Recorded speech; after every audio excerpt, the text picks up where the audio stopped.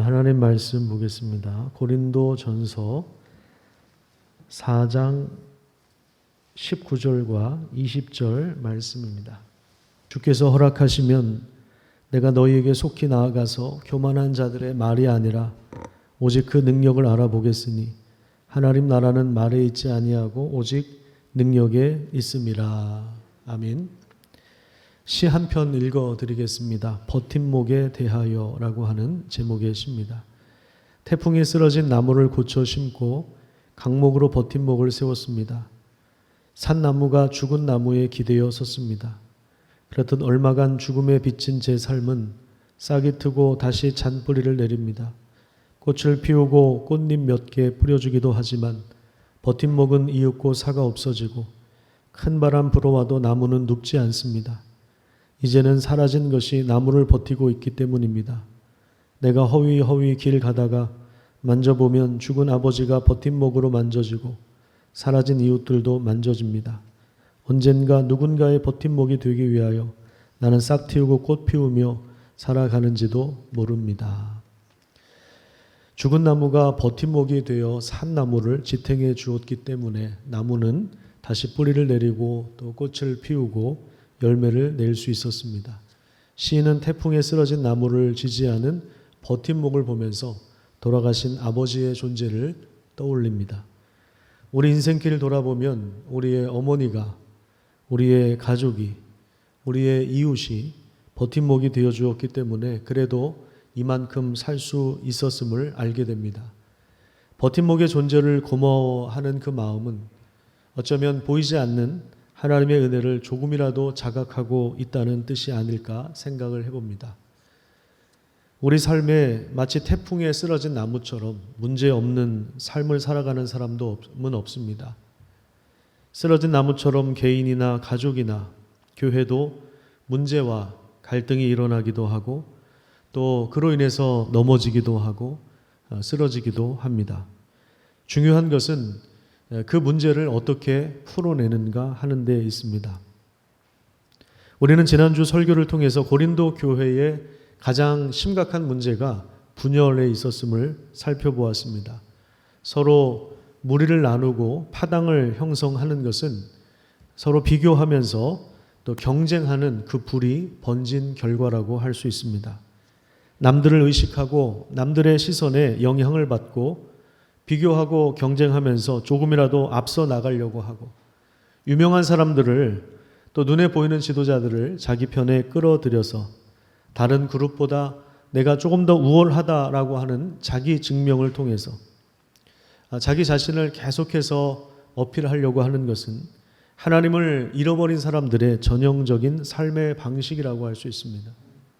창조주이며 절대적으로 우리의 모든 필요한 것을 공급해 주시는 하나님의 품에서 벗어난 사람들은 결국 자기 힘을 가지고 인생을 꾸려나갈 수밖에 없는 것입니다. 그래서 늘 다른 사람들보다 더 많이 가져야 되고 더 앞서가야 하고 그러려면 속도를 계속 높여야 하는 그러한 피곤한 삶이 계속되고 있습니다. 이런 문제에 대해서 바울은 성도들이 자기 편으로 끌어들여서 분쟁을 삼았던 자기 편으로 내세웠던 그 목회자들의 역할이 무엇인지를 규정하고 있습니다. 고린도전서 4장 1절에 보면 목회자는 하나님의 비밀을 맡은 자다 이렇게 소개하고 있습니다. 여기서 비밀이라고 하는 것은 영원전부터 감추어져 있었다라고 하는 것입니다. 마치 이렇게 꼭꼭 숨겨놓고 접근을 금지시키려고 목회자를 세우신 것이 아니라 예전에는 이것이 감추어져 있었지만 이제는 밝히 드러났는데 그것이 바로 하나님의 지혜이며 하나님의 능력인 것입니다. 그것이 바로 그리스도의 십자가입니다. 그래서 그리스도의 십자가를 소개하고 그것이 무엇인지를 잘 안내하도록 세우신 사람들이 바로 목회자입니다. 바울은 아볼로와 함께 이 일에 있어서 하나님 앞에 충성했습니다. 충성이라고 하는 것은 두 가지 의미를 담고 있습니다. 첫 번째는 하나님을 아는 지식입니다. 그리고 또 하나는 신실함입니다. 이 두 가지 부분에서 바울은 모델이 되었습니다. 하나님이 누구신지 알아가는 것, 그리고 하나님이 무슨 일을 행하시는지 성경을 통해서 분명히 아는 것, 그리고 그것을 맡은 자가 신실하게 살아가는 것, 그 메시지대로 살아가는 것, 이 두 가지 부분에 있어서 바울은 아볼로와 함께 모델이 되었습니다. 그래서 16절에 보면 나를 본받는 자가 되십시오, 이렇게 권면하고 있는 것입니다. 우리 부모님들은 자녀들에게 나를 본받으라고 이야기할 수 있어야 합니다. 우리 목회자들은 성도님들에게 우리를 본받으십시오, 우리처럼 신앙생활 하십시오, 이렇게 이야기할 수 있어야 합니다. 구역장님들은, 교사 선생님들은 우리 구역 식구들에게 우리를 본받으십시오, 이렇게 이야기할 수 있어야 합니다. 그런데 참 어렵죠. 왜냐하면 좀 전에 말씀드린 충성이란 단어는 이 두 가지를 다 포함하고 있기 때문에 그렇습니다. 하나님을 아는 지식, 그리고 삶의 신실함이 서로 연결되어야 하기 때문에 그렇습니다. 예를 들어서 설교자라면, 목회자라면 설교한 것과 삶이 같이 가야 합니다. 만약에 이것이 분리되어 있다면, 이것이 연결되지 않는다면, 설교는 이렇게 하지만 정작 삶은 다른 방향으로 가고 있다면 감히 나를 본받으라고 할 수 있겠습니까? 설령 그렇게 이야기한들 본받겠습니까? 6절을 읽겠습니다. 형제들아, 내가 너희를 위하여 이 일에 나와 아볼로를 들어서 본을 보였으니 이는 너희로 하여금 기록된 말씀 밖으로 넘어가지 말라 한 것을 우리에게서 배워 서로 대적하여 교만한 마음을 가지지 말게 하려 함이라. 여기 중간쯤에 보면 기록된 말씀 밖으로 넘어가지 말라라고 하는 것은 복음에다가, 그러니까 이 기록된 말씀은 복음을 얘기하는 것인데 복음에다가 다른 불순물을 섞지 말라는 그런 말입니다. 여러분 유사 기름 들어보셨죠? 가짜 휘발유. 자동차에 가짜 휘발유를 넣으면 나중에 어떻게 되겠습니까? 아무리 비싼 차를 타고 다녀도 아마 차가 망가질 것입니다. 이와 같이 교회 안에도 비교와 경쟁을 통해서 다른 사람들보다 더 우위를 점하려고 하는 그런 방식, 그런 세상의 방식이라고 할 수 있는 성공, 승리, 번영, 이런 내용들이 마치 이렇게 불순물처럼 복음과 섞여 들어왔습니다. 그래서 세상 사람들이 교회를 바라보면서 경건함을 느끼고 절제를 느끼고 아름다움을 보는 것이 아니라 과도한 욕망이 뭉쳐있는 이기적인 집단으로 보여지는 것입니다. 자꾸 기록된 말씀 밖으로 넘어가니까 서로 대적하고 교만한 마음을 가지고 비교하고 경쟁하는 것입니다. 세상 사람들이 교회를 볼 때 그 이기적인 집단, 과도한 그 욕망이 뭉쳐져 있는 이기적인 집단으로 보고 있는 현실 속에서 우리는 살아가고 있습니다. 그것의 대표적인 것이 저는 예배당 건축이라고 생각합니다. 제가 볼 때는 충분히 그 건물로도 가능한데 멀쩡한 건물을 헐거나 세우고 옆에 또 세우는 것입니다. 아주 그 화려한 수원을 지나가면서 보니까 옆에 멀쩡한 큰 건물이 있는데 그 옆에 어마어마한 교회를 세웠더라고요. 얘기를 들어보면 빚이 100억이 넘어요. 100억이 넘습니다. 여러분, 제가 이렇게 보면요, 교회에서 돈을 가지고 건축을 하는 교회를 그렇게 많이 보지 못했습니다. 항상 보면은 빚을 져요. 그 단위가 뭐 수십억, 수백억 됩니다. 이게 감당을 못해서 넘어가는 경우가, 경매로 넘어가는 경우가 오늘날에도 비일비재하게 일어납니다.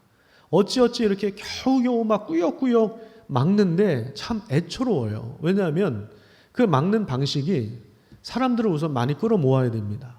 별의별 방법을 다 동원해요. 별의별 방법을 다 동원합니다. 그리고 자주 직분자를 세웁니다. 직분자를 왜 세우냐면 하나님의 청지기로 교회를 정말 함께 세워가자 이런 의미가 아니라 돈 때문에, 돈 갚아야 되니까, 이자 막아야 되니까. 그래서 장로는 얼마, 권사는 얼마, 안수집사 얼마 이렇게 아예 책정을 해놔요. 그리고 매년 임직자를 세웁니다. 매년 임직자를 세워 이렇게 무리수를 둘 수밖에 없는 이런 현상, 과도한 욕망이 뭉쳐있는 이기적인 집단으로 보여지는 거예요. 내용은 하나님의 뜻이라는 둥, 기도했는데 하나님이 이렇게 계시를 주셨다는 둥 얘기는 하지만 그건 우리끼리 하는 얘기고, 밖에서 볼 때는 과도한 욕망이 뭉쳐있는 이기적인 집단으로밖에 보이지 않습니다. 분쟁과 갈등이 일어나는 것, 결국에 힘을 숭배하고 있기 때문입니다. 힘을 숭배하는 거예요. 그러니까 더 많이 가져야 되고 더 앞서가야 되고, 유치원 애들이 영어도 공부하고 중국어도 공부하고 4학년 애들이 벌써 중학교 1학년 수학을 풀고 있고 선행학습을 하면서 이렇게 갈 수밖에 없는 그런 현실, 뒤처질 수 없고 앞서가야 하는, 수없이 경쟁해야 하는, 애들이 12년 동안 이런 문화 속에서 살아가니까, 그런 가치관을 가지고 살아가니까 평생을 그렇게 살아가는, 평생을 그렇게 쫓기면서 살아가는 거예요. 여유가 없습니다. 여유가 없어요. 말이 거칠어요. 한마디 한마디가 얼마나 거친지 모릅니다. 힘을 숭배하는 이런 세상의 모습이 고린도 교회 안에도 들어와 있는 것이죠. 7절에 보면 받은 것이라고 하는 표현이 나옵니다. 고린도 교회가 하나님으로부터 많은 은사와 은혜를 받아 누리고 있는데 그것은 받은 것이다 이렇게 표현하고 있습니다. 받은 것, 이게 무슨 말입니까? 하나님이 주신 선물이라고 하는 것이죠. 그걸 가지고 감사를 고백하고 그것을 이웃과 나누면 좋겠는데, 마치 자기가 노력해서 얻은 것처럼, 자신의 소유물인 것처럼 쌓아두고 비교하고 경쟁하고 있다고 하면서 일침을 놓고 있는 것입니다. 바울은 복음 전하는 자로 살면서 어쩌면 세상적인 기준으로 보면 성공한 사역자와는 결코 거리가 멀었습니다. 9절부터 13절까지 말씀을 제가 읽어드리도록 하겠습니다. 내가 생각하건대 하나님이 사도인 우리를 죽이기로 작정된 자같이 끄트머리에 두셨음에 우리는 세계 곧 천사와 사람에게 구경거리가 되었노라. 우리는 그리스도 때문에 어리석으나 너희는 그리스도 안에서 지혜롭고, 우리는 약하나 너희는 강하고, 너희는 존귀하나 우리는 비천하여 바로 이 시각까지 우리가 줄이고 목마르며 헐벗고 매맞으며 정처가 없고 수고하여 친히 손으로 일을 하며 모욕을 당한 즉 축복하고 박해를 받은 즉 참고 비방을 받은 즉 권면하니 우리가 지금까지 세상의 더러운 것과 만물의 찌꺼기 같이 되었도다. 이렇게 고백하고 있습니다. 목회자의 삶이라고 하는 것이 겉으로 볼 때는 화려해 보이지만 사실은 이렇게 약하고 비천하고 줄이고 목마르고 헐벗고 매맞고 정처가 없고 수고하고 모욕을 받았는데 축복해야 되고 참아야 되고 박해를 받아도 참고 비방을 받아도 권면해야 하는 입장. 그래서 세상의 쓰레기와 같고 만물의 찌꺼기와 같다고 그렇게 표현을 하고 있는 것입니다. 이것은 바울 자신의 사역과 인생을 요약해 놓은 말입니다. 마치 실패한 사람처럼, 마치 능력이 없는 사람처럼, 마치 고난을 당하기로 작정한 사람처럼 그렇게 살았습니다. 세상에서 추구하는 성공과 승리의 방정식과는 전혀 다른 길입니다. 많은 사람들이 가고 싶어하는 큰 길이 아니라 아주 좁아서 사람들이 꺼리는 그러한 길입니다. 이 길은 바울이 개척해 나간 길이 아니라 사실은 예수님께서 걸어가신 길이죠. 그리고 그리스도께서 보여주신 십자가의 길이기도 합니다. 바울은 그리스도를 본받아 그 길을 걸어간 것처럼 고린도 교회 성도들을 향해서도 너희는 나를 본받으라, 내가 그리스도를 본받는 것처럼 너희는 나를 본받으라, 그렇게 이야기하고 있는 것입니다. 이것은 바로 우리 모든 성도가 가야 할 길이라고 하는 것을 보여주고 있는 것입니다.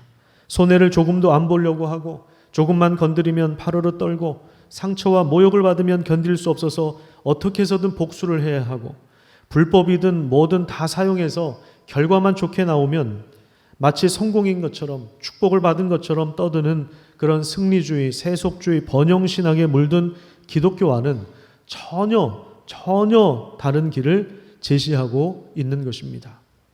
이런 상황 속에서 17절을 보시면 바울이 아들처럼 생각하는 디모데 목사를 보냅니다. 그 이유가 무엇입니까?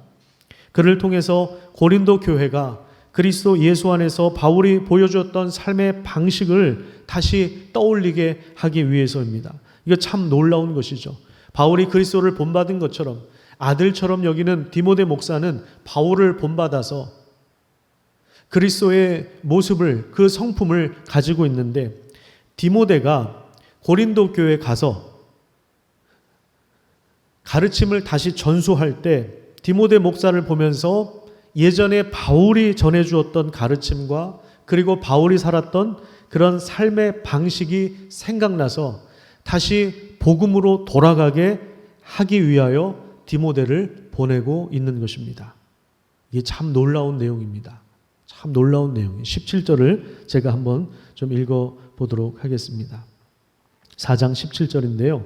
이로 말미암아 내가 주 안에서 내 사랑하고 신실한 아들 디모데를 너희에게 보내었으니 그가 너희로 하여금 그리스도 예수 안에서 나의 행사, 나의 행사라고 하는 것은 바울이 고린도 교회에 있을 때 보여주었던 삶의 방식을 얘기하는 거예요. 그가 어떻게 살았는지 그 생활 방식을 이렇게 생각나게, 내가 교회에서 가르친 것뿐만 아니라, 그러니까 바울이 설교한 거, 성경을 가르친 내용, 하나님을 아는 지식뿐만 아니라 바울이 실제로 그렇게 살았던 삶의 방식을 떠올리게 해서 다시 복음으로 돌아가게 하려고 디모데 목사님을 보냈다. 그렇게 이야기하고 있는 것입니다. 그래서 바울은 자기가 가기 전에 디모데 목사를 통해서 고린도 교회의 문제가 어느 정도 해결되기를 바라고 있었습니다. 그리고 19절에 보면 만약에 기회가 된다면, 하나님이 허락하신다면 나도 너희들에게 갈 텐데 가서 교만한 자들, 즉 분쟁을 일으키면서, 교회 분쟁을 일으키면서 나는 누구에게 속했다, 나는 누구에게 속했다라고 하면서 온갖 이런저런 말들을 늘어놓는 사람들의 말이 아니라 내가 그 능력을 살펴보겠다, 그렇게 이야기하면서 20절에 이렇게 못을 받고 있습니다. 하나님의 나라는 말에 있지 않고 오직 능력에 있습니다. 여기 하나님 나라라고 하는 것은 죽어서 가는 천국을 말하는 것이 아닙니다. 예수 그리스도께서 가져오신 하나님 나라, 이미 임한 하나님 나라를 받아들인 사람들을 말하는 것입니다. 하나님 나라가 이미 이 땅에 임했음을 받아들였다라고 하는 것이죠. 제가 늘 강조하지만 여러분, 하나님 나라가 무엇이라고 했습니까? 하나님 나라는 하나님의 통치를 말하는 것입니다. 하나님 나라가 이 땅에 임했다라고 하는 말은 하나님의 통치가 이 땅에 임했다라고 하는 말과 같은 말입니다.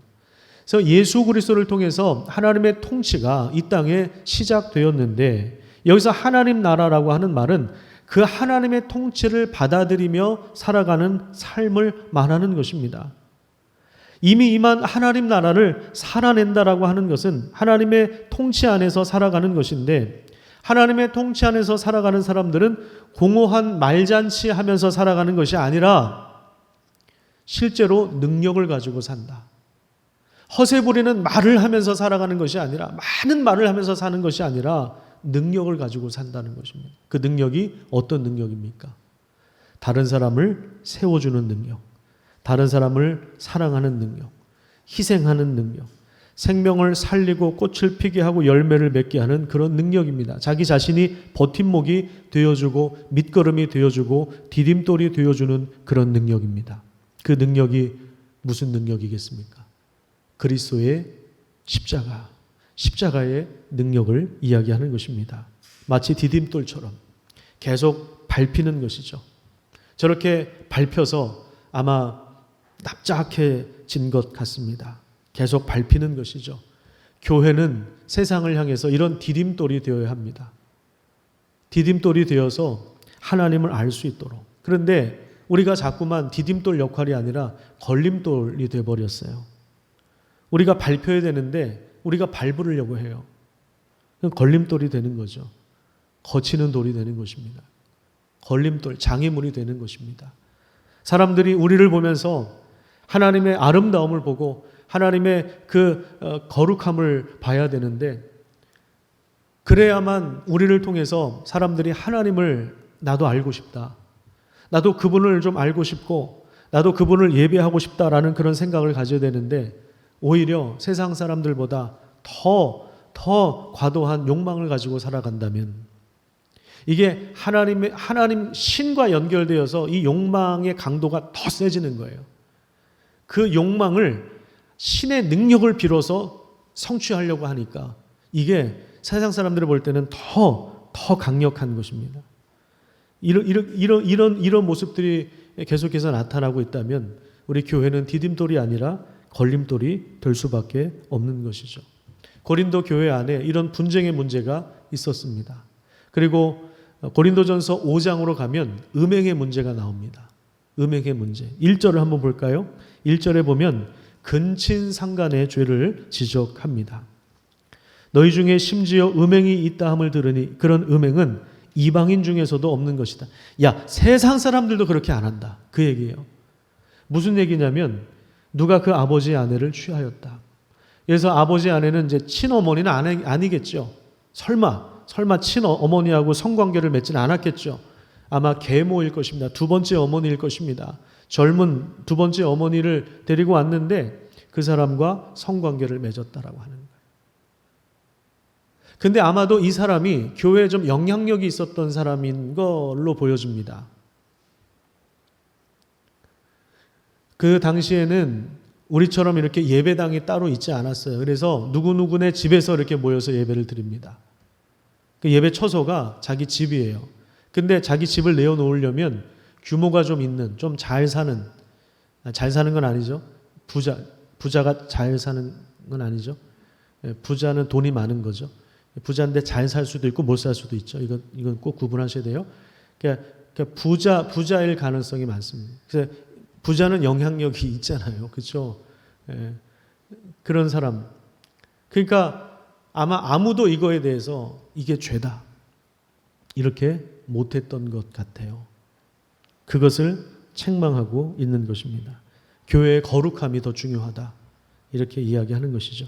그 다음에 6장으로 오면 교인들끼리 서로 다툼하는 것을 세상 법정에 가서 판결받는 상황이 나옵니다. 자, 7절을 한번 볼까요? 7절에 보면 피차 고발함으로 이미 뚜렷한 허물이 있다.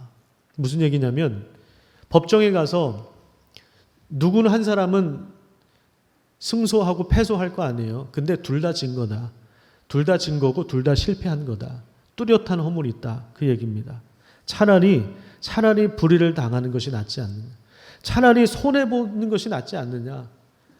야, 어떻게 믿지 않는 사람 앞에 가서 성도가 하나님의 통치와 다스림을 받는 사람들이 나중에 세상을 판단하고 천사들을 판단할 사람들이 어떻게 믿지 않는 사람들 앞에 가가지고 우리 문제를 해결해달라고 할 수 있느냐. 교회에 그거 풀 만한 지혜로운 사람이 아무도 없느냐. 그렇게 이야기하는 것입니다. 여러분, 어떤 문제를 가지고 계속해서 다툼이 끝나지 않는다면 그건 역시 그 경쟁에서 지지 않으려고 하는 욕망 때문이 아니겠습니까? 이 다툼은 한쪽이 손해보지 않으면 끝나지 않는 싸움이 됩니다.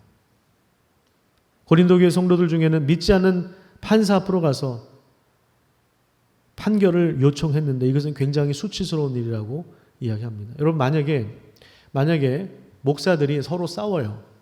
서로 싸우는데 이걸 자기들끼리 풀지 못하고 해결하지 못하고 집사님한테 가서 집사님 이거 좀 해결해 주십시오. 누가 옳습니까? 이렇게 한다면 여러분 이건 얼마나 창피한 일입니까? 그렇죠? 그 집사님 앞에서 설교를 어떻게 할 수 있겠습니까?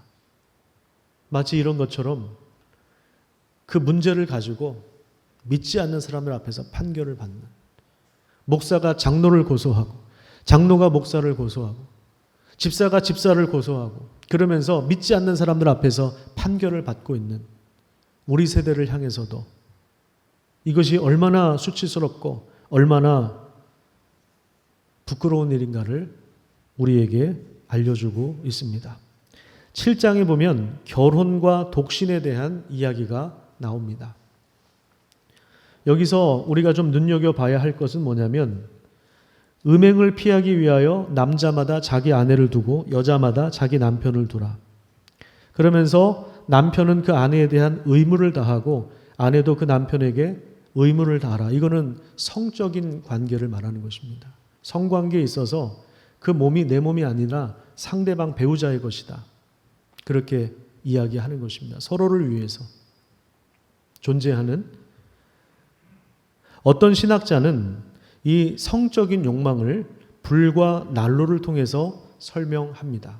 지금 이 이야기는요, 7장 1절에 보면 너희가 쓴 문제라고 나오죠. 너희가 쓴 문제. 그러니까 아마도 그 고린도 교회 안에 유대교 금욕주의자들이 있었는데 이 사람들은 이 성적인 것에 대해서도 아주 극단적인 금욕주의자들이었어요. 그래서 이런 부분들을 아마 편지에 써서 이럴 때 어떻게 됩니까? 부부의 성관계마저도 금욕주의의 대상으로 여겼던 사람들이 있었는데 거기에 대해서 지금 답을 한 거예요. 거기에 대해서. 이게 무슨 얘기예요? 부부끼리는 해야 된다. 그 얘기 아닙니까? 어떤 신학자가 이 성적인 욕망을 이렇게 설명을 하는데 불과 난로. 이 비유를 듭니다. 근데 참 저는 이게 와 닿았어요. 불이 난로 안에 있으면 어떻습니까? 요즘에는 난로 있는 집이 없죠. 뭐 다 보일러를 떼니까. 옛날에 그 난로, 교회에도 보면 난로가 있었잖아요. 학교에도 난로가 있었고 난로 안에 불이 있으면 어때요? 집안 전체가 훈훈하고 좋잖아요. 그렇죠? 이건 참 좋은 것입니다. 하나님이 우리에게 주신 성적인 욕망은 부부 관계를 통해서 해결하는 것이 가장 아름답고 가장 복된 것이고 가장 안전한 것이다. 그렇게 이야기합니다. 그런데 이 불이 난로에서 나와서 집 밖으로 돌아다니면 이게 어떻게 되겠습니까? 문제가 심각해지는 것입니다. 불로 다 그냥 다 태워버리는 거예요. 나중에 죄밖에 남지 않는다. 이게 잠언 1장에서 6장까지 계속 강조하는 내용이에요. 결국에는 죄밖에 남을 것이 없다. 그렇게 이야기하고 있습니다. 또 여기 이제 독신에 대한 이야기도 나옵니다. 결혼하는 것도 좋지만 나처럼 혼자 사는 것도 좋다. 바울은 혼자 살았거든요. 근데 여기서는 오늘날의 상황하고는 다릅니다. 지금 바울이 이렇게 지금 권면하는 건 뭐냐면 바울은 이 당시에 예수님이 곧 오실 거라고 생각했어요. 예수님이 오시기 전에 여러 가지 재난과 환란이 있다고 그렇게 생각했습니다. 그래서 임박한 환란이라고 하는 표현도 나오죠. 예를 들어서 전쟁이나 어려운 극심한 재난이 오면 가족 있는 사람들은 깨어질 수밖에 없습니다. 그 자녀들하고 우리나라 6.25 전쟁 났을 때 어떻게 됐습니까? 막 이산 가족이 생기고 가정이 깨어지고 이러잖아요. 가족 있는 사람들이 더 고통을 당하잖아요.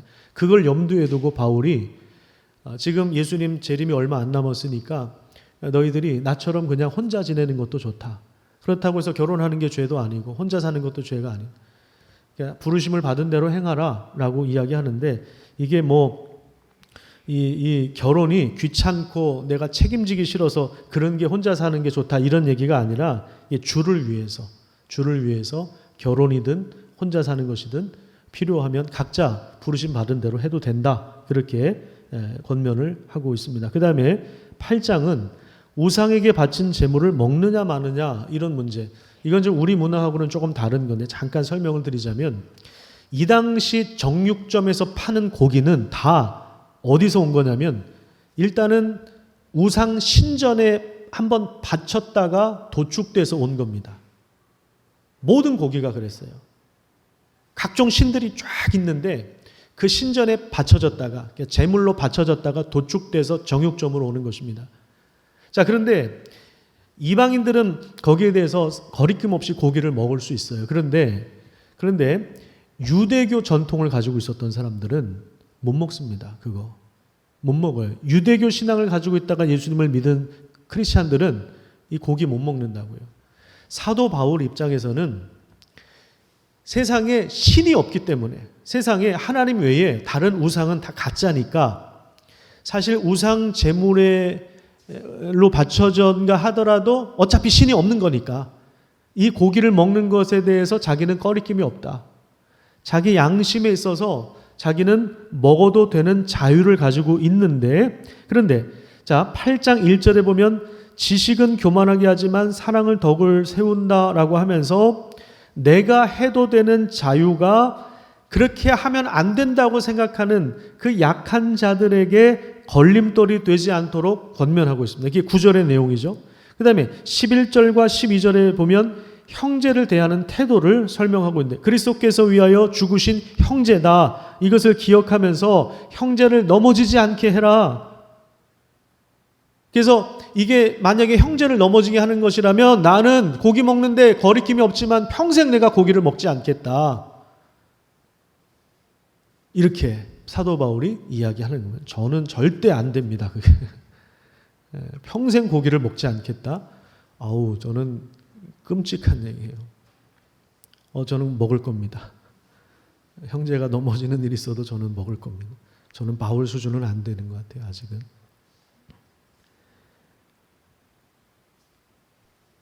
우리가 어떤 일을 처리할 때 우리 안에, 공동체 안에 그 연약한 지체들을 우선적으로 생각하는 것이 중요하다. 그러니까 지금 8장의 문제, 7장의 음행의 문제, 6장의 어떤 소송의 문제, 또 5장의 여러 가지 문제들, 우리가 이게 보면은 고린도 교회 안에 너무나도 많은 문제가 있지만 결국 이 문제가 어떻게 해결될 수 있느냐? 바로 그리스도의 십자가, 거기에 참된 지혜가 있고 능력이 있다라고 하는 것을 이야기하는 것입니다. 지금 미국에서는 설상가상으로 코로나 때문에 많은 사람들이 이미 죽었고 죽어가고 있는데 설상가상으로 인종차별로 시작된 이 대규모 시위가 진행되고 있습니다. 참 어려운 상황들을 보내고 있는데 우리가 미국을 위해서 기도해야 된다고 저는 생각을 합니다. 근데 제가 요즘에 보니까 사실 지도자들은 사실은 제가 볼 때 잘못 처신하는 게 너무 많은데 이 곳곳에 이 백인 경찰이 흑인들을 안아주는 그런 장면들을 보게 됩니다. 이 저력이 있구나. 그래도 기독교 정신이 곳곳에 살아있구나라는 것을 보게 되었습니다.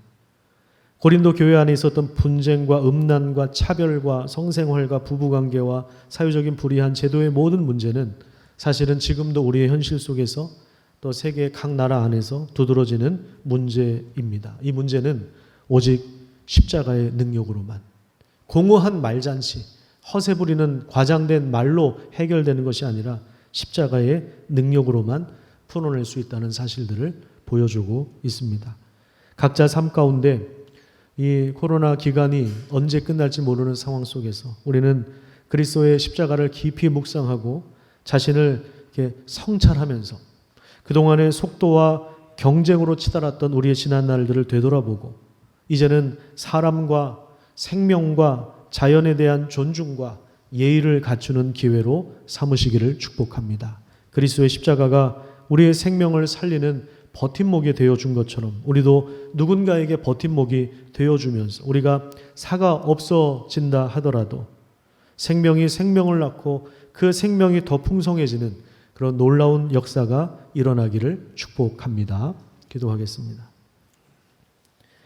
하나님의 은혜에 감사를 드립니다. 오늘도 우리를 불러주신 하나님, 고린도 교회에 여러 가지 문제가 있을 때 바울이 여러 가지 처방전을 주었던 그 원리, 특별히 십자가의 그 능력을 우리가 붙잡고 우리도 살면서 만나는 다양한 그 문제들 가운데 결국에 우리가 십자가를 지고 살아갈 때 해결된다는 사실 우리가 기억하며 한 주간 살아갈 수 있도록 인도하여 주시옵소서. 공허한 말잔치, 허세 부리는 말로 가득한 삶이 아니라 속이 꽉 찬 십자가의 능력을 가지고 살아가는, 다른 사람들을 살리고 다른 사람들을 섬기고 다른 사람들을 세워주고 생명이 또 다른 생명을 낳는 그 풍성함과 그 능력이 우리 삶 가운데 있도록 하나님 역사하여 주시옵소서. 감사드리며 예수님 이름으로 기도드립니다. 아멘.